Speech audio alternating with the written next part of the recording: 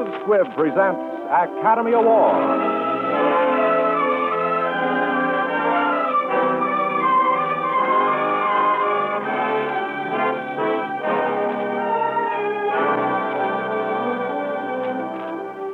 Every week, Squib brings you Hollywood's finest. The great picture plays, the great actors and actresses, techniques and skills chosen from the honor roll of those who have won or been nominated for the famous Golden Oscar of the Academy of Motion Picture Arts and Sciences.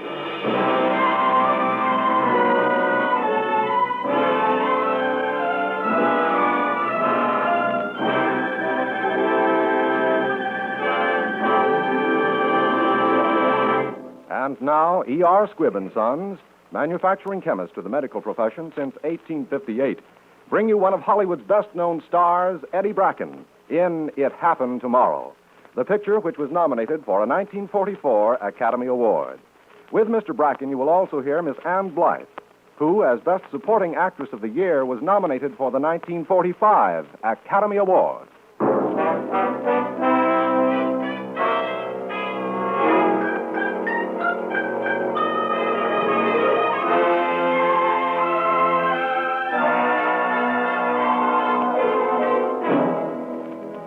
This is the story of something that couldn't happen, but did. And it happened around the turn of a century to a nice guy who was young and gay. His name was Larry, and he was a newspaper reporter. As a matter of fact, you can tell from the old prints that Larry looked an awful lot like Eddie Bracken. Acted like him, too, as you'll find out.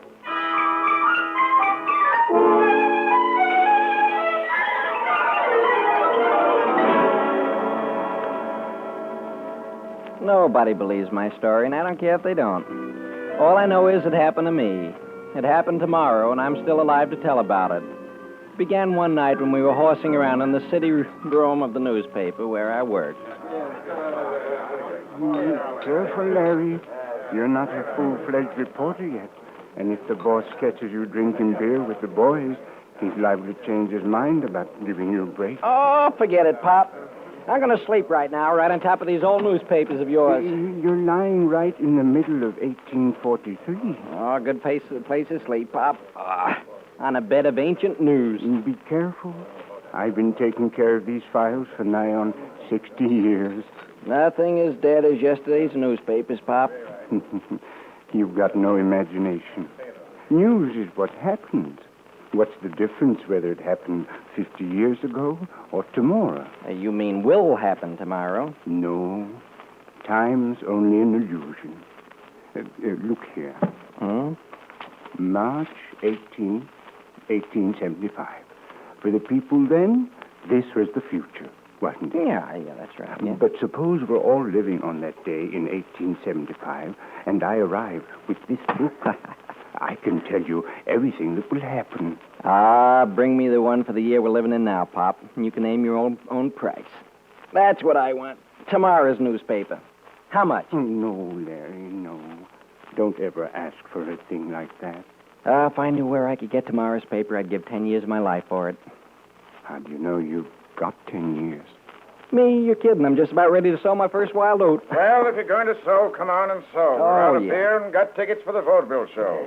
What's playing? The great Professor Cigarrini. He tells the secrets of the past, present, and future. Okay. How long, Pop? No, I haven't time. Well, good night then. See you tomorrow. Tomorrow. Tomorrow.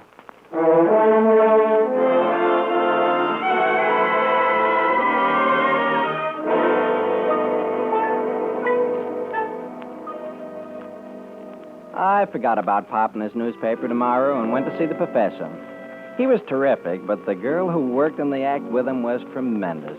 And it won't hurt the story none to tell you that she's married to me right now and always will be. And now, my friend, do you know the number which is engraved inside your watch? No, Professor. But Miss Sylvia knows it. Miss Sylvia, what is the number of the watch? 279. Oh, I can't. You can. I compel you. 375. 94. Is that correct, sir? Yeah, Professor. I didn't know this number myself. And now, ladies and gentlemen, our question. Professor! I have a question, Professor. It's personal. It concerns a certain young lady. And you want to know if she will have the misfortune to marry you. Is that it? All I want to know is whether she's going to have lunch with me tomorrow. Will she come? Sylvia, one final question. Can you hear me, Sylvia? The gentleman would like to know if the girl he loves will have lunch with him tomorrow. Yes, she will. Oh, well, thank you, Miss Sylvia. Now, will you please She tell me... is in a trance, sir. You will have to arrange with the young lady herself. I'd like to, but she can't hear me. You mean the young lady is dead? No, she's in a trance.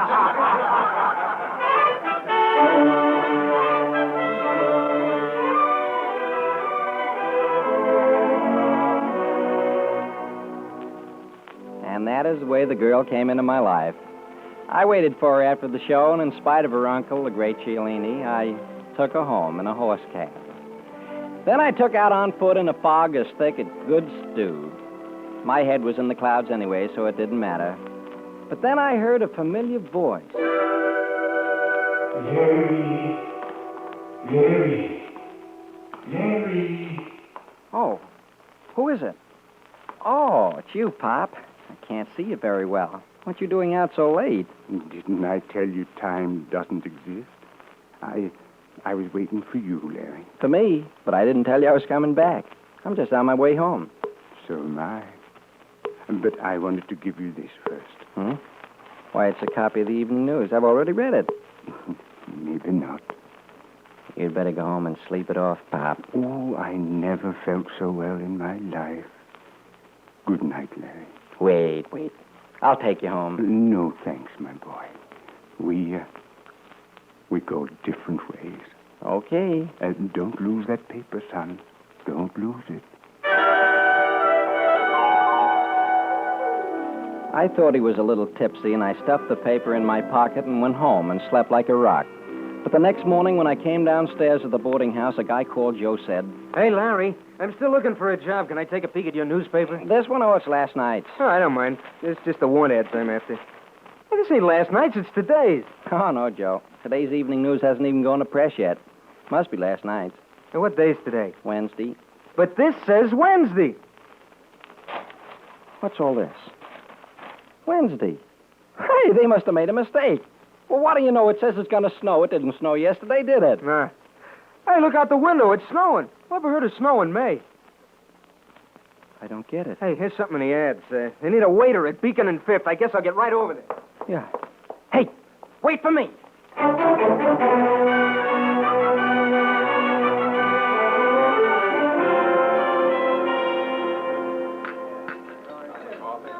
I tell you, we don't need any waiters. But look, this paper We says... don't need any waiters. Understand? Then why waste people's time by putting ads in the paper? Probably got the wrong address. Yeah, wait a minute. Here it is. You say you didn't put an ad in this paper for a waiter? No, we did not. I tell you, we don't need any waiters.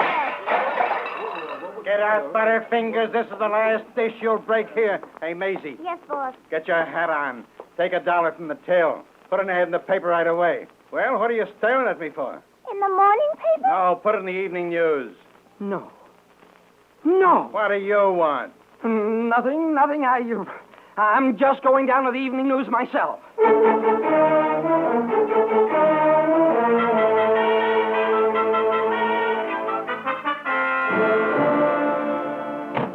Mr. Gordon, I gotta find Pop.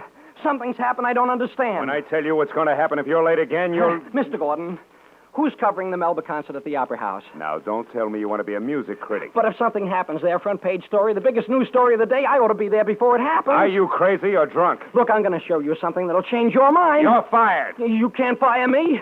I quit. You quit. I mean, I'll quit tonight if you haven't given me a raise. A raise? Yes, sir, for the biggest news story of the day. Set up a 4-column headline right now. Banded steal cash at Opera House while Melba sings.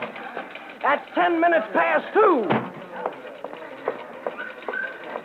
I'm here, Mr. Stevens, for lunch, but... Sylvia. I really came to explain that my uncle is very angry and I won't be able to have lunch with you after all. Sylvia, come on. We're going to the Melba concert. Something's going to happen at the Opera House. We haven't got much time to get there. Come on. What's going to happen? Well, come on. I'll tell you on the way over. It's my big chance.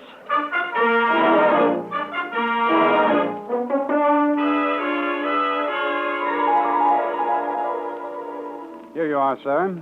Two on the aisle. What time is it, please? 2:05. Overture's just started, sir. Oh, we're late. Oh, no, we're a few minutes early. Say, Yes, sir? I'll bet you a pair of tickets I can guess how much you've taken in. $3,675. Oh, no, you lose, my friend. It's $36.70 even. Oh, well, I guess I have to buy that pair. How much? $2.50 apiece, $5. Okay, yeah, fine. That makes it right. $3,675. Come with me, Sylvia. Hey, what goes on around here? How do you know so much? Tickets, please. We'll stand here. That's not permitted, sir. Well, we're leaving in a few minutes. But, Mr. Stevens, I don't want to leave in a few minutes. The show will be over. You mean Madame Melba? Oh, the big show isn't on the stage. It's out there in the lobby. Quiet. But what's going to happen? Oh, hold up.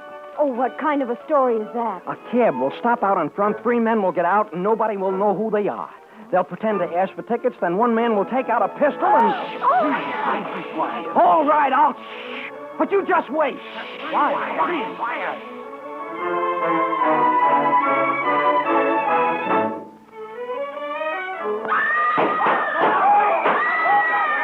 I told you so! It happened! It happened! I'm gonna be famous! I know what's gonna happen tomorrow!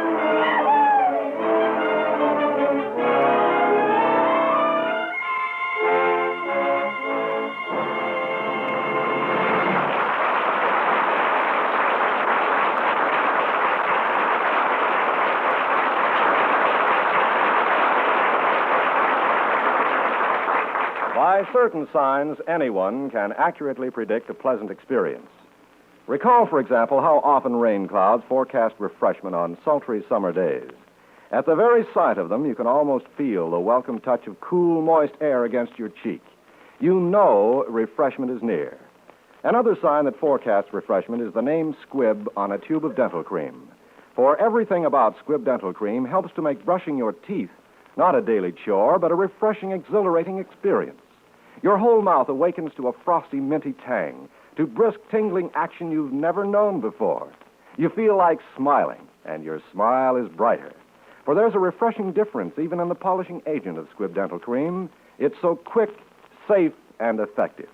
Find out for yourself tomorrow. Start brushing your teeth with Squib dental cream, one of the great family of Squib products. Taste, feel, and see the refreshing difference. In a moment, we will bring you part 2 of It Happened Tomorrow. But first, we want to thank Arnold Pressburger Productions for making this story available. Arnold Pressburger is also the producer of A Scandal in Paris.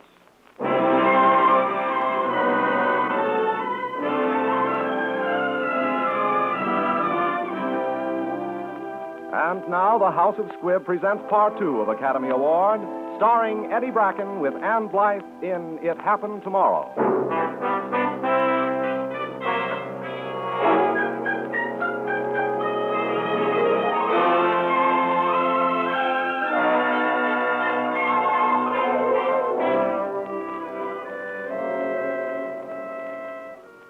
Well, that's the way it was.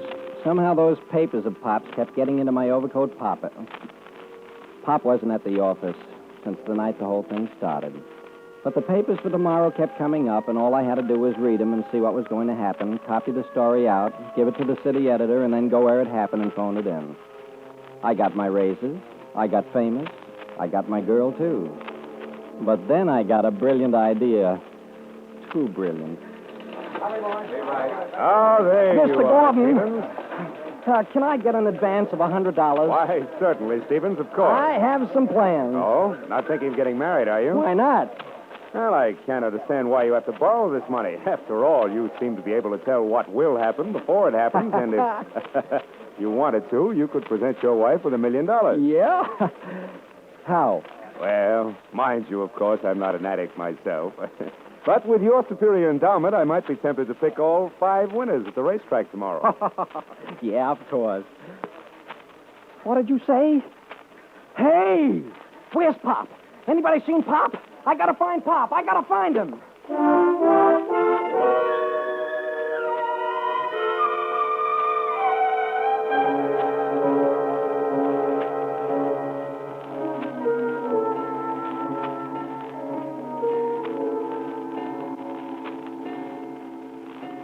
Why, Larry, you still here? Not hanging around waiting for Pop, are you? Funny he doesn't show up. Well, he's been here so long, he's a privileged character. He's got a right to be drunk once in a while. Not often. Drunk or sober, he's got to be somewhere. And if I were you, I'd turn out that light and go home. Good night. Good night. Oh, good night. Pop. Pop. Yes, Larry. Oh, Pop, I've been hunting high and low for you. Oh, now don't look at me like that. I didn't thank you, Pop, because I didn't see you since. But I'm not going to ask you a lot of questions about how you do it. I'm mixed up in something I don't understand. But look, all I want is just one more paper. Then we'll call it quits. No, Larry. Oh, please, Pop, please. For the last time, I'll never ask you again. I'll never tell anybody how I got it. I just want to know what's going to happen tomorrow. It won't do you any good, Larry. Oh, but it will. It can make me rich. Then I can have everything I want in the world. Is it only money you want in this world? Oh, no, I've got everything else. I'm in love. Here, give me that paper, please. Give it to me. I'll be the happiest guy for the rest of my life. Are you sure, Larry? Yes. Thank you. Oh, thanks for giving it to me. No, Larry. You grabbed it. Remember, Larry, I didn't give it to you.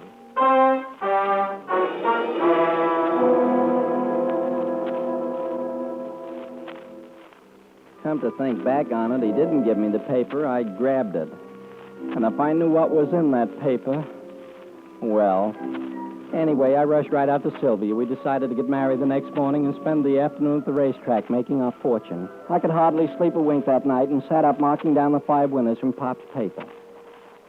Lamplighter, first race, Mudlark, second. Oh, boy, this is a cinch. It's murder, that's what it is. What's this? What's this? Larry Stevens, Evening News reporter, shot to death in a lobby at the St. George Hotel. At 6:25 p.m. today, just after the Evening News had gone to press, Larry Stevens, its most valued reporter, sacrificed his life heroically in the line of duty. No.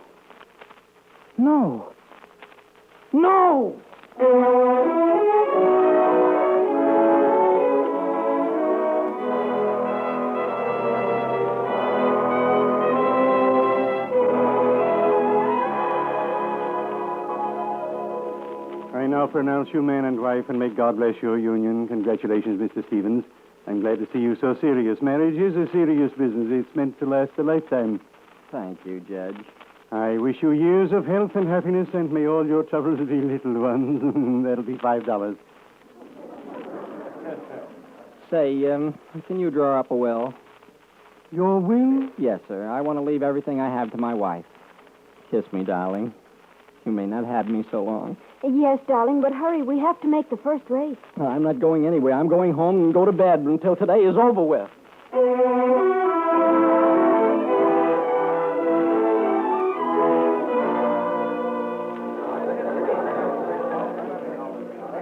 Look, my friend, you've won the first 3 races.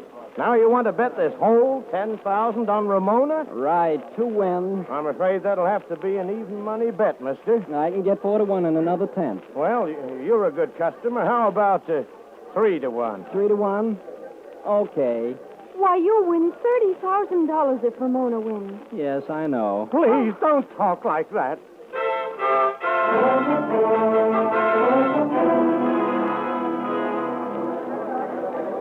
This is a lot of money to bet on a horse, mister. I can't give you more than 2 to 1 on Black Flash. Okay. 30,000 to win on Black Flash. Don't you think you should put at least half of that money on some other horse? No. It's Black Flash. Hey, Shep, come here. Yeah?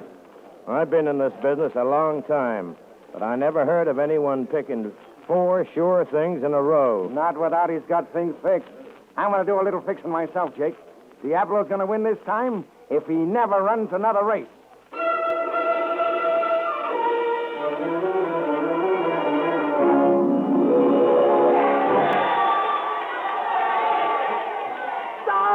Sylvia, darling, the paper was wrong. Oh, brother, it was wrong. Don't you see? I've got a chance to live. Why was it wrong? It says Black Flash would win, and Diablo just won.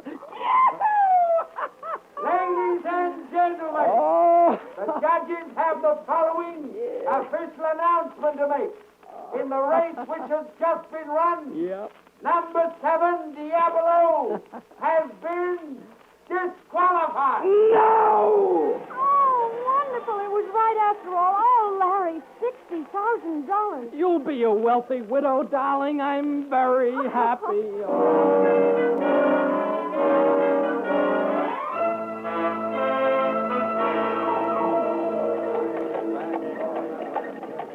Here, dear. You take the $60,000 while I hail a carriage. Oh, no. I'd be afraid to carry that much money. Oh, no, you keep it. It'll be safer. I might lose it. Well, what about me? Keep it, please. No, Larry, you take it. No, you take it. Somebody has to take it. Give me that wad. I'll take it. Yeah, you take it. No, wait, hey. Come back here, police. Stop that man. Stop thief. Stop Wait, thief. Larry, he's got a gun. Oh, well, easy come, easy go. At least we don't have to go to the St. George Hotel. That we don't do. Or do we? I guess we do, dear. Yeah. It said so in your paper. Yes, I know. That's where you're supposed to make me a widow.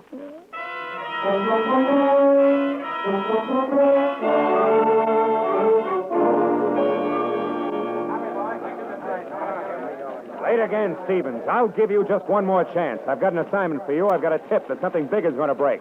Wait till I get the address. Never mind, Mr. Gordon. I know it. What? Where? St. George Hotel. St. George Hotel? No, that's not it. Oh, here it is. Other side of town. You mean you're not sending me to the St. George Hotel? No, I'm not. Now get out of here. Oh, you bet. Stephen. Yes, Mr. Gordon? I've changed my mind, Stevens. Forget that assignment I gave you. You're going to the St. George Hotel. Oh, what for? Oh, you can't fool me. When you say something big is going to happen someplace, boy, it happens. Me and my big mouth. Good luck. I'll start setting up a headline right now. Goodbye, Mr. Gordon. Goodbye forever.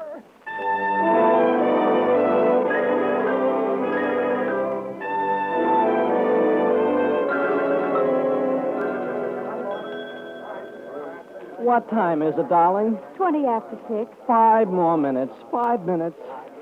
I wonder how it's going to happen.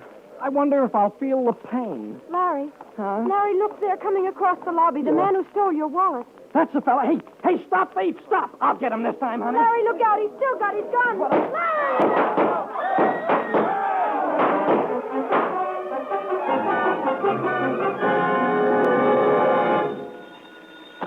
Gordon, evening news. What? What's that? Stevens? Yes, I sent him to the St. George Hotel myself a few minutes ago. No, he was on duty. That man is a hero. He knew something big was going to break there at the St. George.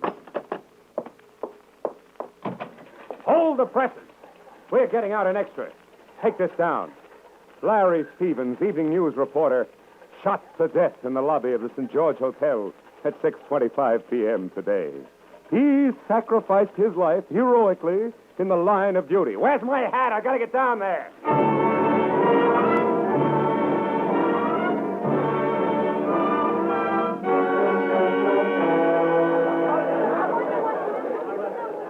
All right. Stand back there. Keep back now. Oh, my chin.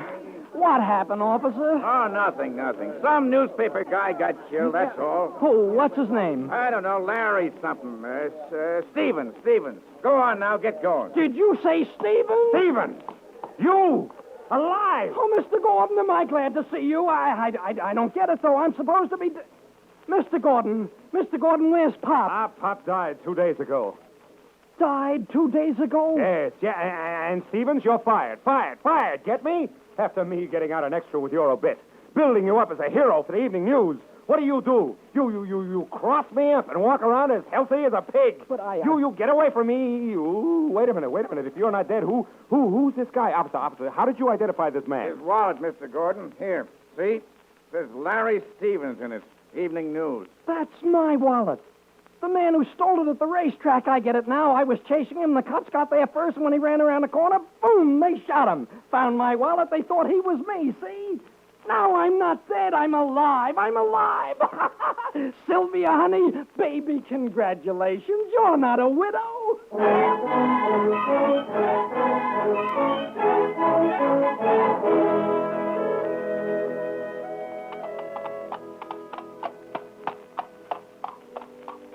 Such a night.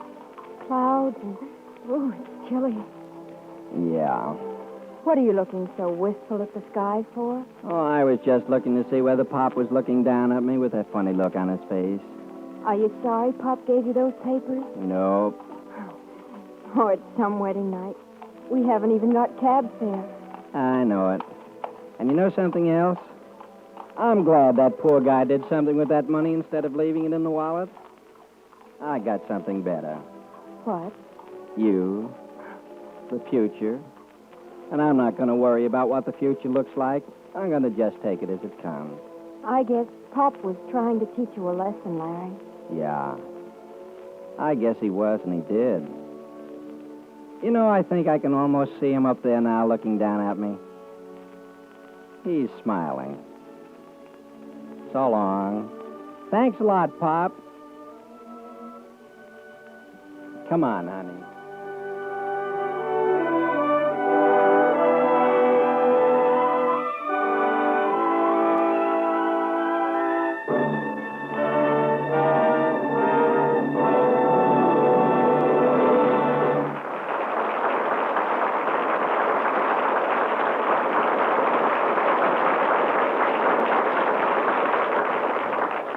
Sometimes important items in the news of today can be traced back to little-noticed events of yesterday.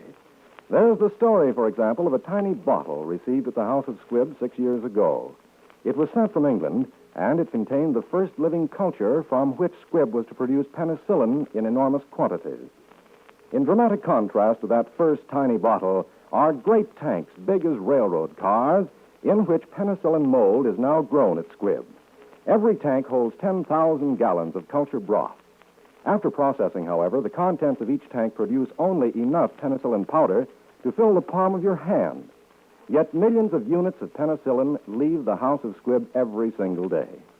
Behind this outstanding production record is the same scientific testing and research that ensures the uniformity, purity, and efficacy of all Squibb products. Your doctor knows that any Squibb product he uses is just as reliable as medical science can make it. And you can be just as confident in using any of the simple everyday health essentials that bear the name Squibb. So always ask for Squibb when you buy. Squibb, a name you can trust.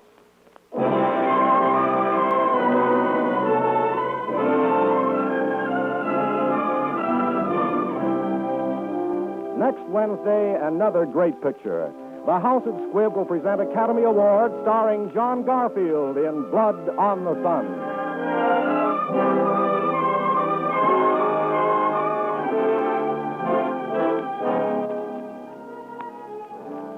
Today's performance of It Happened Tomorrow was written for radio by Frank Wilson, with an original musical score composed and conducted by Lee Stevens. Our producer-director is Dee Engelbach. Eddie Bracken appeared by arrangement with the Texaco dealers, sponsors of the Eddie Bracken radio program. And Blythe appeared through the courtesy of Universal International Productions, who are now releasing Nunnally Johnson's The Dark Mirror, an international picture. This is Hugh Brundage bidding you good night until next Wednesday at the same time, when you're invited to listen again to Academy Award, presented by the House of Squibb, a name you can trust.